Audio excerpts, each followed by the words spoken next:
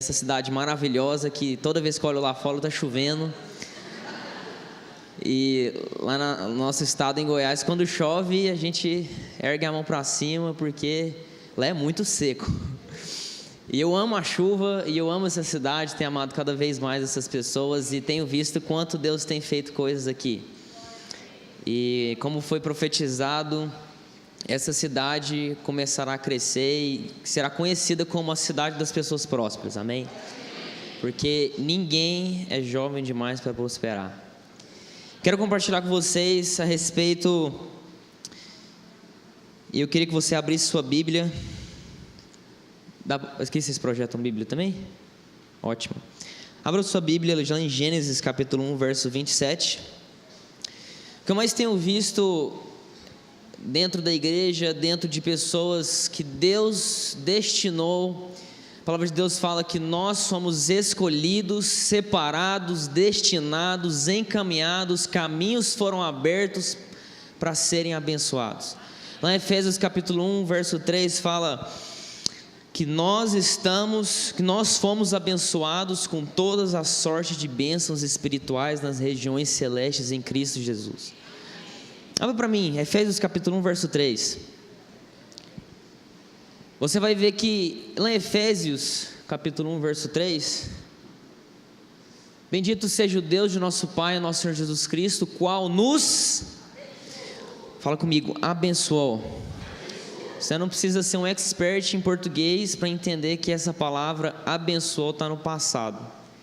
Ou seja, antes que você mesmo nasceu, você já foi abençoado. Mas o que eu mais tenho visto é um sentimento de incapacidade dentro de muitos cristãos. O que eu mais tenho visto é um sentimento de tristeza dentro de muitos cristãos, um sentimento de incredulidade, um sentimento de incapacidade. Fala comigo, sentimento de incapacidade. O que é um sentimento de incapacidade? É um sentimento que muitas vezes, quando o país está em crise, a gente se sente incapaz. Quando as coisas externas estão em crise, a gente se sente incapaz.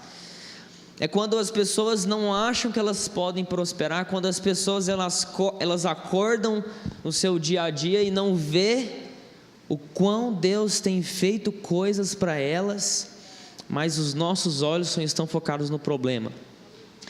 Orando um tempo atrás, Deus falou: João, muitas pessoas estão ouvindo muito aquilo que a terra tem dito sobre eles, mas poucos têm ouvido aquilo que os céus dizem sobre cada um deles. A verdade é que nós não somos aqui, nós não somos daqui, nós somos criados. Você sabe a etiquetinha que você tem, que já viu, Made in China? Está escrito dentro, numa etiqueta que está dentro de você, você foi feito lá no céu. Está escrito Made in Heaven. Você nunca vai encontrar um produto de melhor qualidade do que aquele que foi feito no próprio céu, daquele que foi feito na mão do próprio Deus, daquele que criou os céus e a terra. Com uma só palavra Ele criou o céu, criou a terra, criou o mar, criou as estrelas, criou os animais, criou as plantas, criou tudo. Lá em Salmo 139, 16 fala que Ele não só criou você, como Ele escreveu cada um dos seus dias. E por que eu estou te falando isso? Porque quando Deus ele cria o homem, lá em Gênesis capítulo 1, verso 27, ele fala: e criou Deus o homem à sua imagem. Fala comigo, imagem. Ou seja, Deus criou o homem segundo a imagem de quem ele é. Deus não te criou baseado numa imagem da Dona Joana ou numa imagem do Joãozinho. Você foi criado à imagem e semelhança de Deus. Se Deus ele é próspero, você também é próspero. Se Deus é rico, você também é rico. Se Deus ele foi separado para cumprir uma obra, você também foi separado para cumprir uma obra. O que tem que sair do seu coração? Inclusive a gente, lá na nossa igreja em Goiânia, a gente passou por um jejum de 21 dias, que o tema foi muito diferente, que é 21 dias de desintoxicação espiritual. O que é uma toxina? É a toxina impregnada no mundo. Aí muitos falam, em 2015, a cada 17 segundos uma empresa fechava. A palavra de Deus fala: eu prefiro olhar o contrário, que 1000 cairão ao meu lado, 10.000 ao meu outro lado, mas quem que vai ser atingido? Eu não vou ser. O que os seus olhos têm que enxergar? A palavra de Deus fala: não se atente para as coisas que você está vendo, porque Ele sabe muito bem que tudo que você vê aqui nessa terra não presta. Mas Ele fala: se atente para as coisas que você não vê, porque as coisas que você não vê são coisas eternas. Por que eu estou te falando isso? Porque de onde surgiu esse sentimento de incapacidade? Quando lá em Gênesis capítulo 1, verso 27, fala que a imagem de Deus o criou. A própria imagem de Deus criou eu e você. A própria imagem de Deus formou eu e você. A gente não pode aceitar uma vida inferior do que uma vida igual a de Deus, porque Deus está dentro de nós, Deus nos formou cada detalhe. A palavra de Deus fala que os seus olhos estão atentamente em nós. Mas fala comigo: meu único problema não é a crise. Fala: meu único problema não é o meu emprego. Fala: meu único problema não é a minha família. Fala: meu único problema é não crer no que está escrito na palavra de Deus. A gente precisa se atentar mais àquilo que está reservado para nós. O homem, quando ele peca, no caso Adão, lá fala que ele se separou, é como se ele tivesse se separado daquilo que foi reservado a ele, porque se ele foi criado à imagem de Deus, Deus não tem pecado, sim ou não? Deus não tem pecado. A partir do momento que o homem peca, ele se separa da imagem de Deus. Por isso que o homem ele foi amaldiçoado, a terra foi amaldiçoada, o homem vai ter que comer do suor do seu trabalho, a mulher vai ter que ter dor de parto. Mas não é porque Deus quis isso, mas é porque o homem se separa da imagem de Deus. Você entende que toda vez que você se separa da imagem de Deus, você sofre. Toda vez que você se separa da forma como Deus te criou, você começa a ter problema. Por isso que a gente precisa ter revelação. Fala comigo: revelação. O homem ele só perde a semelhança de Deus a partir do momento que ele não tem o homem ele só não tem acesso a esse favor de Deus quando ele perde essa semelhança. Aí você pensa: então, João, como é que eu posso ter essa semelhança? Quer dizer que eu tenho que me comportar bem? João, quer dizer que eu tenho que fazer todas as coisas certinhas? Quer dizer que eu tenho eu tenho que vir em todos os cultos para eu ter uma semelhança com Deus? Não, vou te explicar, calma aí. Deus sabia muito bem que a gente não iria conseguir cumprir e fazer todas as coisas conforme tudo é descrito, mas Deus tem um plano perfeito. Fala comigo: plano perfeito.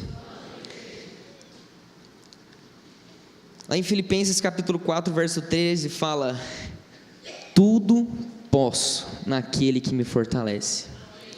Aqui nessa nova etapa, nessa nova vertente, nesse novo caminho, começa algo diferente. A palavra de Deus, se você for analisar toda a Bíblia, ela vai ser sempre dividida em antiga aliança e a nova aliança. A nova aliança, Jesus falou sobre ela quando ele estava junto com os discípulos, e ele pegou o cálice e ele falou assim: esse é o cálice da nova aliança. Vocês sabem muito bem o que significa o cálice? O sangue. Fala comigo: o sangue.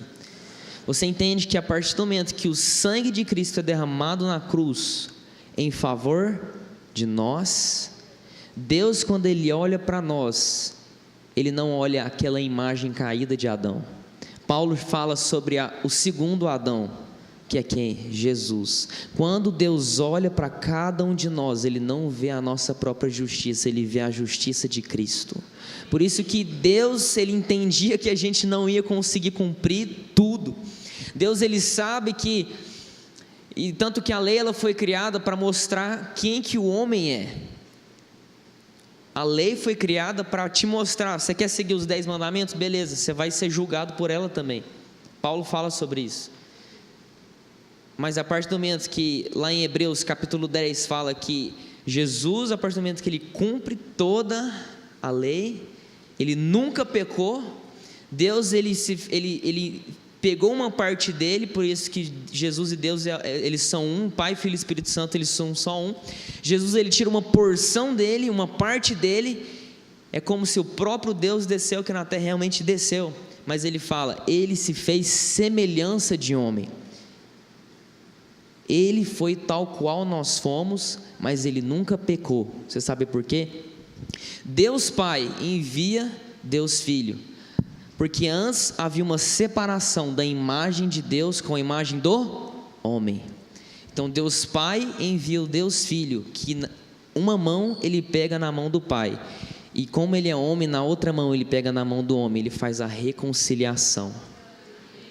Ou seja, não depende de você. Você sabe por que muitas das vezes você tem um sentimento de incapacidade? O sentimento de incapacidade vem toda vez que você olha para você. Você sabe por que você está vendo um jovem de 19 anos aqui pregando numa igreja abençoada, mais rica da cidade?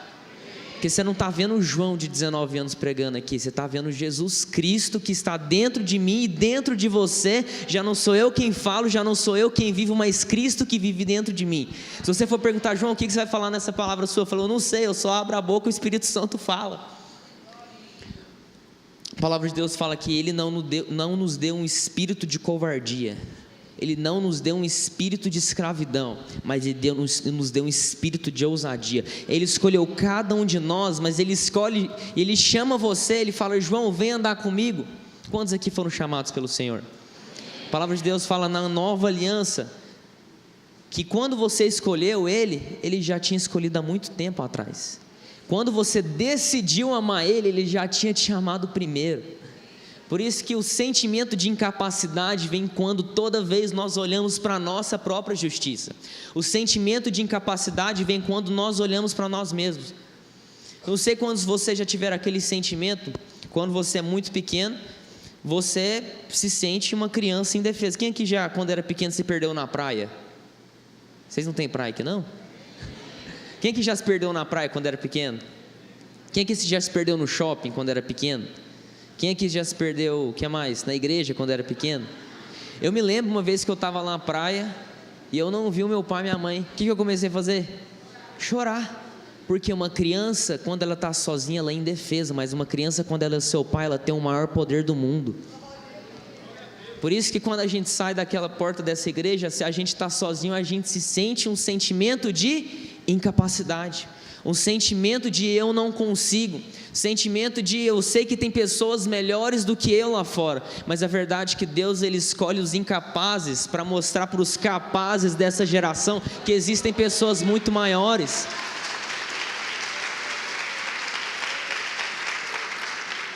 Primeira João capítulo 5 verso 4 fala, porque todo o que é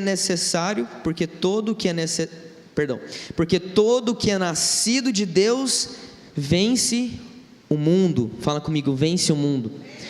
Eu não sei se vocês tá tão repercutido aquele filme Vingadores aqui. Alguém gosta de Vingadores? Eu particularmente não gosto de filme da Marvel. Eu acho tudo mentiroso. Mas você sabe um princípio que eu achei muito legal? Quem que vence o mundo? Fala comigo, somente super-heróis. Você é um super-herói? Não.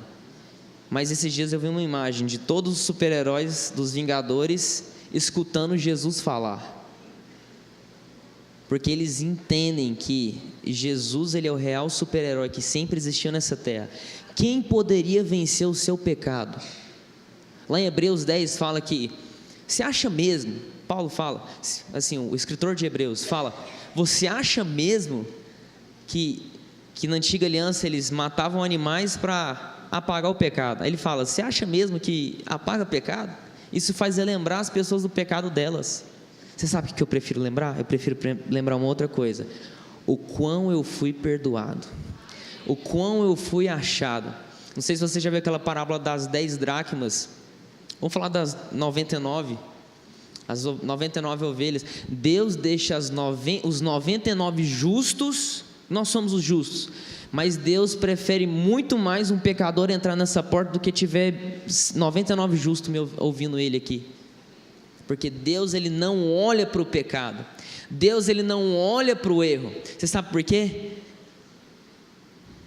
Lá em Hebreus capítulo 10 verso 17 fala, dos seus pecados jamais me lembrarei, dos seus pecados eu não me lembrarei mais. Você sabe por quê? Porque quando Ele olha para você, Ele já não vê mais a sua justiça, Ele vê o sangue de Cristo derramado numa cruz em favor daqueles que nem o amaram, mas estão sobre Ele. Essa é a mensagem da nova aliança. Qualquer coisa diferente disso não é a nova aliança. Qualquer coisa diferente disso não vem de Jesus. Eu quero te falar, se você está aqui nessa igreja nos visitando, você é bem-vindo aqui. Eu tenho visto, a gente foi jogar futebol hoje, a gente foi jogar futebol e tal, aí ele falou, tem muitos aqui que nem frequentam a igreja e tal. Eu falei, que massa, porque tem muitas pessoas que querem afastar o leproso, quer afastar o pecador, mas deixa eu te falar, isso é uma mentalidade da antiga aliança, porque toda vez que a gente quer afastar um pecador, a gente fala, não, eu não sou pecador. A verdade, você não é mais pecador, porque o sangue de Jesus já está cobrindo você. Mas toda vez que você quer afastar alguém que errou, isso eu falo dentro da sua casa, se seu pai, sua mãe errou, se seu irmão, sua tia, seu líder de célula, seu discipulador, seu pastor errou, você tem que entender que, por que eu vou me afastar dele, sendo que eu sou o pior de todos? Eu não quero ficar falando sobre, você tem que tirar a trave da sua frente, em vez de você querer o cisco no irmão do olho, do outro irmão. Você entendeu o que eu falei? Mateus capítulo 8, verso 23 fala que Jesus, Ele acalmou a tempestade e Ele ordena sobre a natureza. Olha que louco isso. Não sei quantos de vocês conhecem aquela história de quando Jesus estava dormindo no barco. Fala, dormindo. Ele estava de boa dormindo. Quem aqui gosta de dormir? Então é nós, estamos juntos. Só que é só até as 8, hein, gente? Vamos trabalhar, hein? Jesus estava dormindo no barco. O que estava acontecendo lá fora? Uma tempestade. Aí os discípulos estavam atemorizados, fala a palavra de Deus. Sabe para mim, Mateus capítulo 8, verso 23? Entrando ele no barco, seus discípulos o seguiam. E eis que se levantou no mar tão grande tempestade que o barco era coberto pelas ondas. Ele, porém, estava dormindo. Pode passar. Verso 26. E eles lhe respondeu: por que temeis, homens de pouca fé? Jesus estava de boa na lagoa dormindo, enquanto o terror estava sendo tocado lá fora. Mas os discípulos estavam olhando ainda para a natureza caída deles. Sendo que, presta atenção no que eu vou te falar aqui agora. Você lembra que eu te falei que a única coisa que separa o homem de Deus é a imagem do próprio homem? Quando o homem tem a imagem de Deus, ele se aproxima, sim ou não?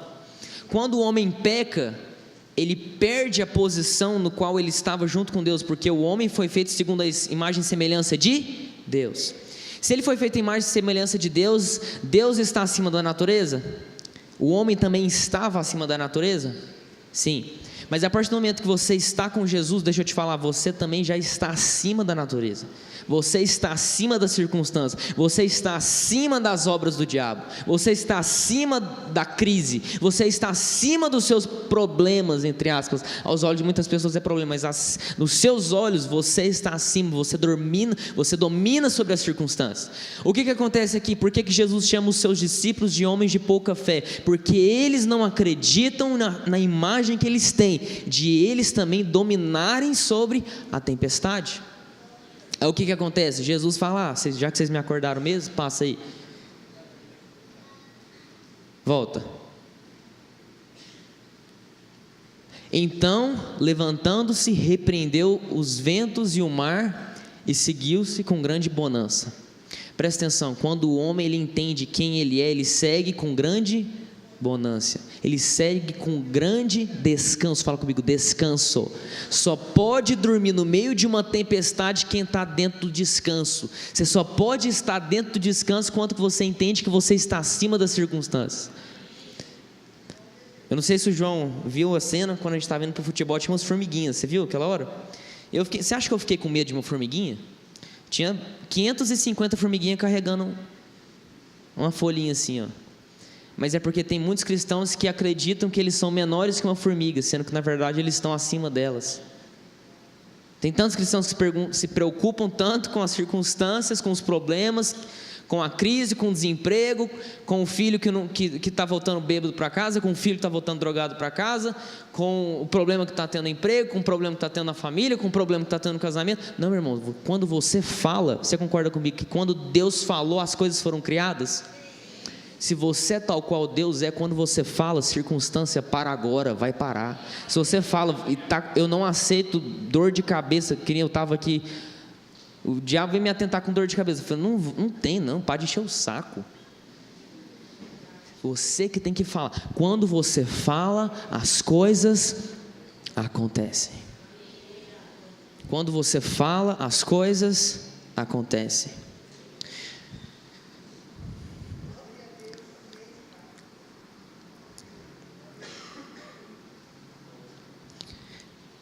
Lá em João também fala, 1 João capítulo 5, verso 12, fala, abre para mim, 1 João capítulo 5, verso 12.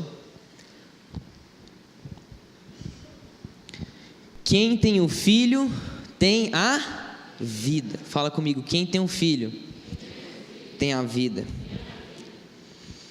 Se você for ver qual que é o significado dessa palavra vida, significa Zoe. Zoe significa abundância. Zoe significa alguém que foi abençoado. Pode fazer um fundinho aí no teclado também, por favor. Já vou encerrar aqui também. Vou te contar uma história para você entender que quem tem um filho tem a vida, tem tudo, é abençoado. Tem uma história que conta a vida de um homem que ele viveu durante o tempo da Segunda Guerra Mundial. E ele tinha um filho. E esse filho, ele foi chamado para a guerra. Porque não tinha uma opção, todos os jovens, eles tinham que trabalhar, servir o exército. Então o pai foi e deixou o seu filho para a guerra. E esse homem, ele era muito rico. Fala comigo, ele era muito rico. Quando fala que ele é muito rico, é porque ele era muito rico. Ela conta que esse homem, ele tinha vários quadros dentro da casa dele. Era um amante de quadros. E durante a guerra, eles estavam lá no meio da guerra e eles foram cercados, os soldados, inclusive o filho desse homem estava lá dentro, junto desses soldados.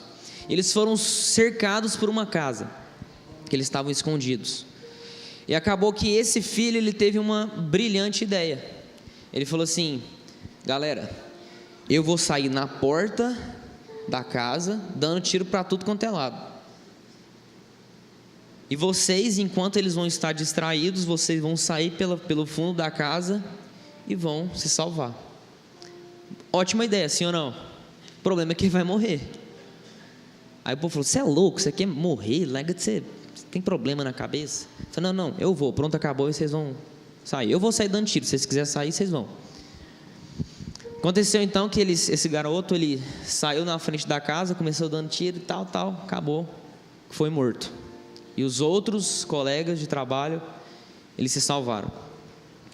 E não sei se você sabe, toda vez que morre alguém na guerra, eles têm que eles têm que contar presencialmente. Aí todos eles que foram salvos por esse filho, contar para o pai dele. Ele falou, olha, seu filho morreu na guerra, mas foi por uma boa causa, ele salvou a gente. Aí o pai se entristeceu muito, chorou durante muito tempo.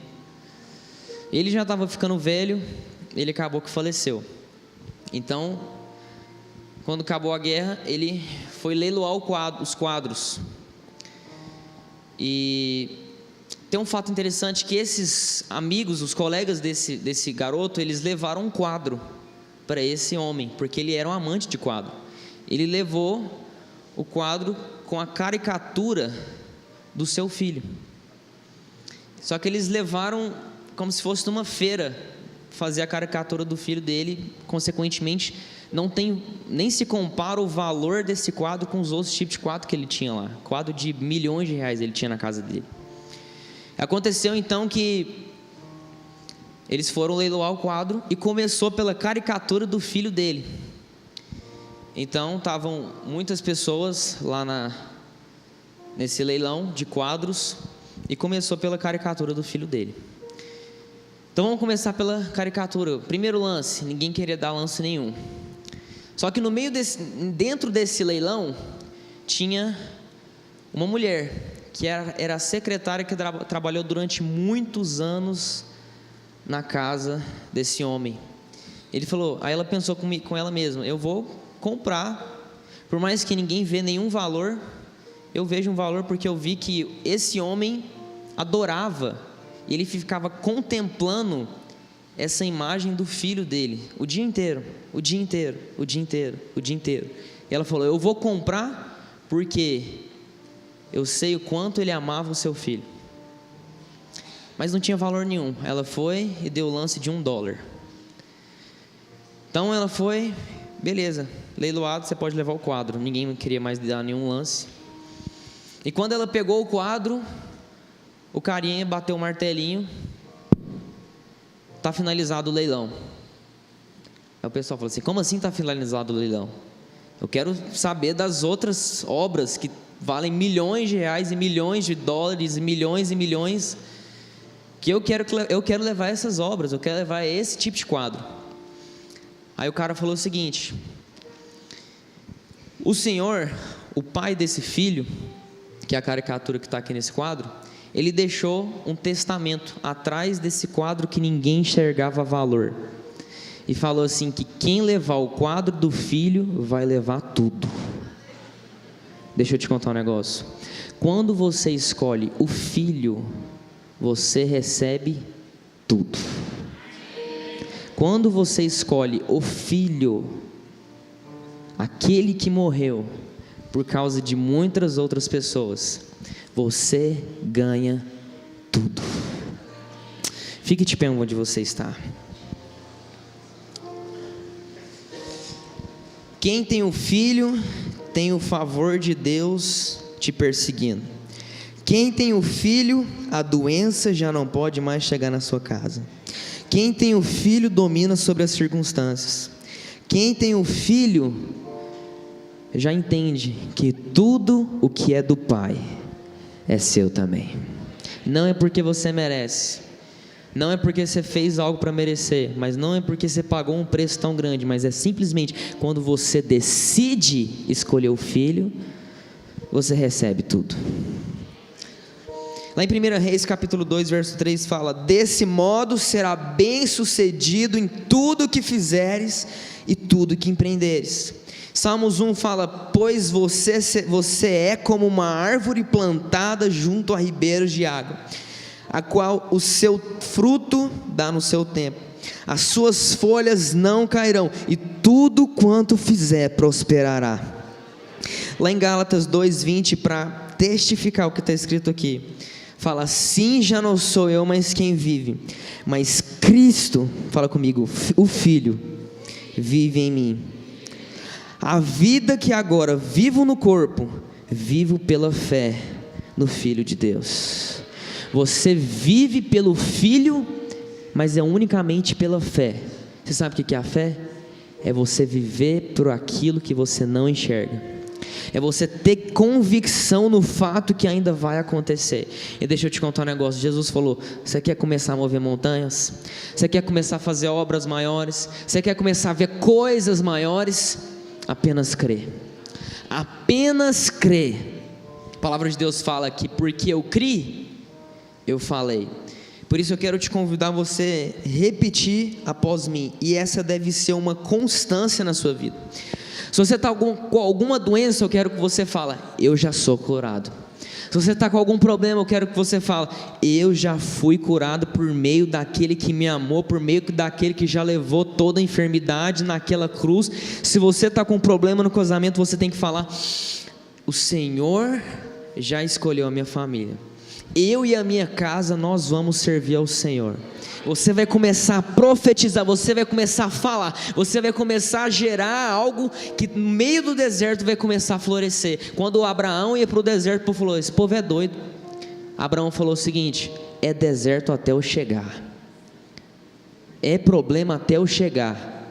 Não importa se tem muitas pessoas falando que estão reclamando problema na sua vida, quando você bate na rocha sai água, quando você pede provisão do céu, o céu desce maná. Você precisa começar a entender o poder que tem na sua boca. Feche seus olhos nesse momento, os irmãos vão cantar uma canção. Você vai começar a dizer, você vai começar a declarar, você vai começar a dizer o que você quer. O que você quer, começa a declarar. Você não vai falar eu quero, você vai falar já é. O que você quer, você não vai falar eu quero, Senhor, provei isso. Não, Deus já proveu. Você vai falar Deus já proveu o dinheiro que eu preciso, Deus já proveu aquilo que a minha família precisa, Deus já proveu as minhas finanças, Deus já proveu o meu casamento, Deus já proveu todas as coisas, Deus já proveu tudo na minha família. Começa a declarar, começa a falar, eu sou como uma árvore plantado junto a ribeiros de água, eu fui planejado, o meu casamento foi planejado, a minha família foi planejada, a minha igreja foi planejada, o meu ministério foi planejado. Começa a falar, começa a declarar, você é como uma voz no meio do deserto. Quando você fala, as coisas começam a florescer. Quando você fala, as coisas começam a acontecer. Começa a dizer, declare, começa a dizer forte, sim, Deus.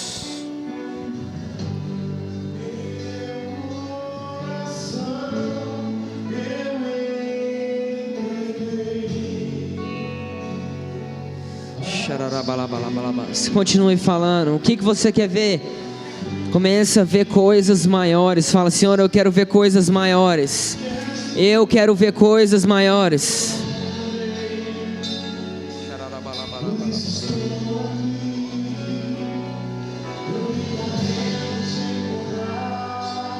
Eu tenho algo a te dizer.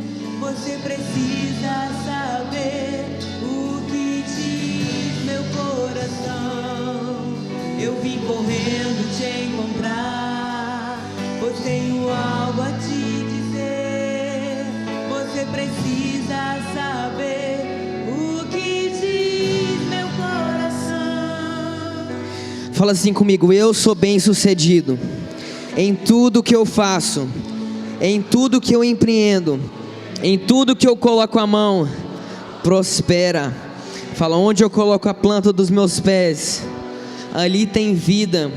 Fala assim, eu sou como uma árvore plantada, eu fui planejado. Fala, eu estou junto a ribeiros de água, a fonte de Jesus, a água que Deus me dá, eu não volto a ter sede. Eu sou suprido em todas as coisas. Fala assim, eu dou fruto no tempo certo. Fala, aquilo que eu estou fazendo tem fruto.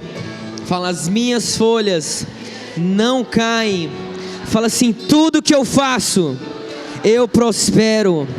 Em nome do Senhor Jesus. Aplauda o Senhor Jesus nesse momento, em nome do Senhor Jesus. Aleluia.